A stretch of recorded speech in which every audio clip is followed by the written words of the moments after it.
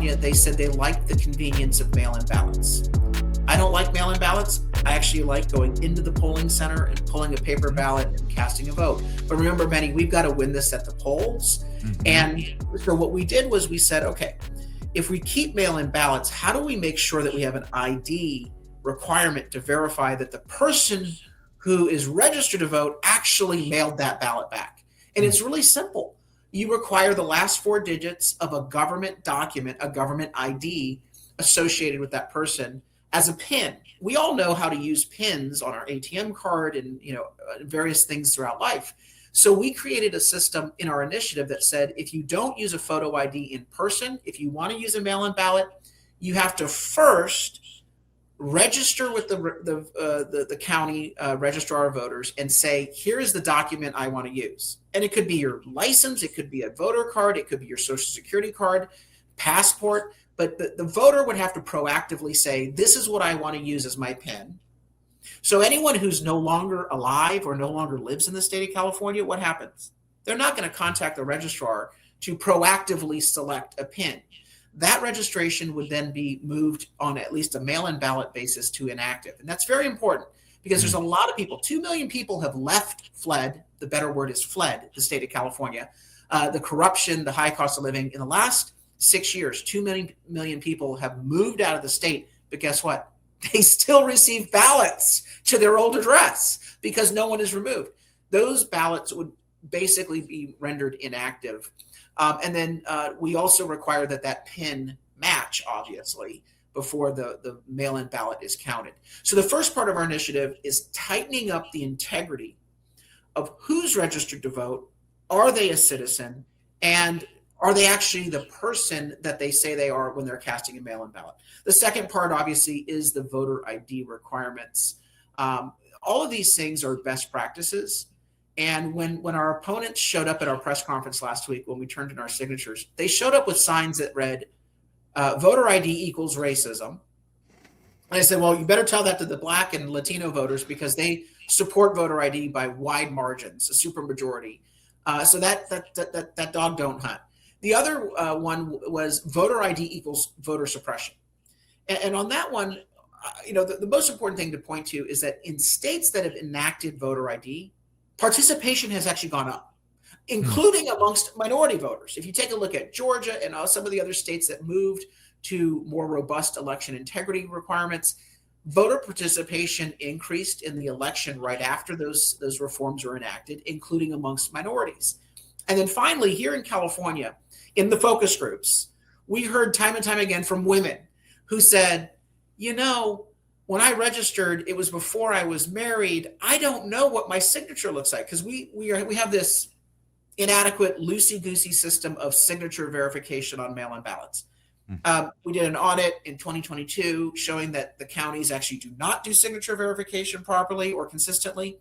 But a lot of voters feel as though they can't vote because they don't remember how their signature was 20 years ago, 15 years ago when they first registered, or they've since married.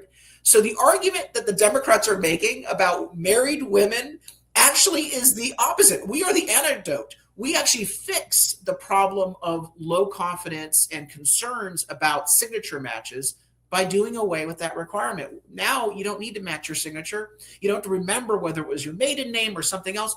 It's simply the 4-digit code, last 4 digits of a government document that you can select. You can change it at any time. It's super simple. So it's the Democrats that are practicing voter suppression and reducing the confidence in our elections. And we're going to make that case in this campaign.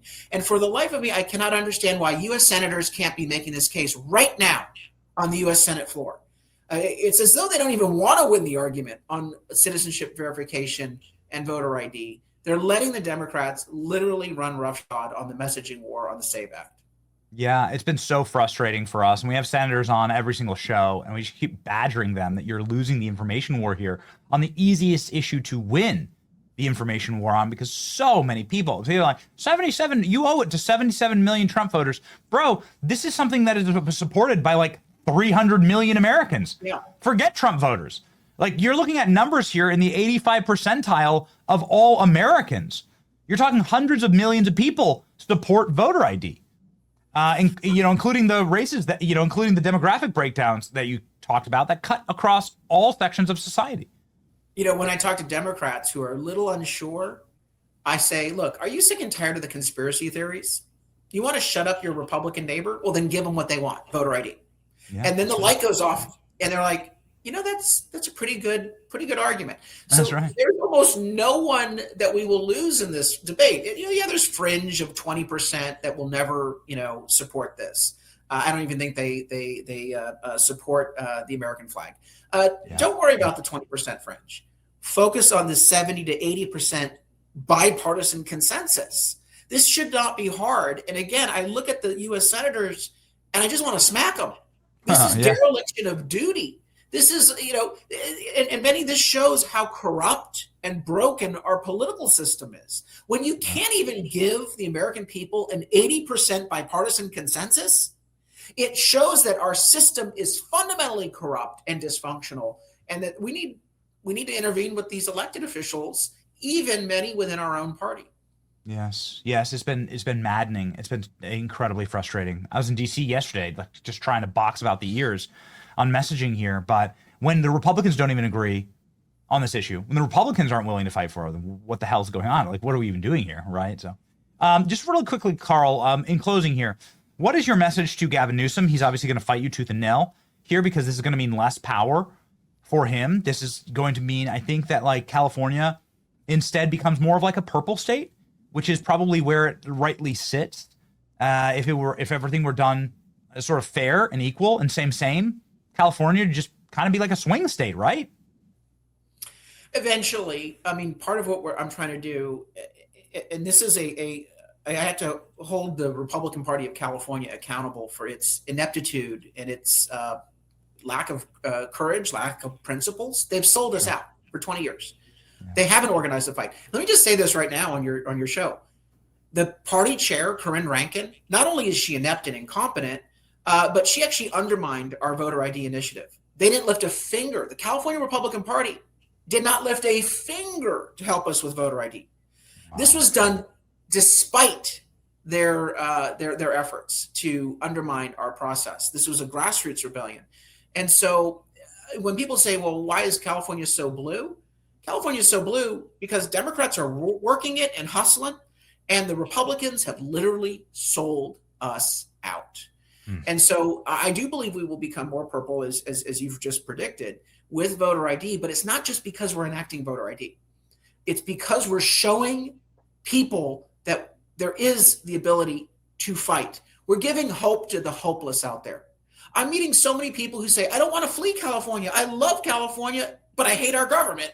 And I don't want to move to another state, but I feel like it's hopeless. Well, guess what? When people see others fighting, not only does it give them hope, but they will join that fight. They will get off the couch, they'll get into the street, and they'll be part of it. And so that's what's going to make California purple, and I predict red again, is the fact that we actually have a fight and we're giving people hope and giving them something that they can be part of. So I do think Gavin Newsom is going to try to lie and cheat and deceive and break the law on this. He's going to ignore the law, particularly as he's running for president. And I warn people across the country, do not underestimate him. Oh, he's a lousy governor. He's failed his way upward with the help of billionaires. But the one thing he is very good at is he's a very capable liar. I mean, this guy would sell his mother for a nickel. He's so good at looking into a camera and just lying in such a convincing way, and having this umbrage of like, oh, how dare you challenge my position on this? Of course it's true. Of course I've always believed this. He is dangerous, and you underestimate him. I believe right now, as people dismiss him, he is very capable of winning the White House. And it would destroy this country in a single term. So we've got to make sure people learn the truth about his character flaws and his failures here in California.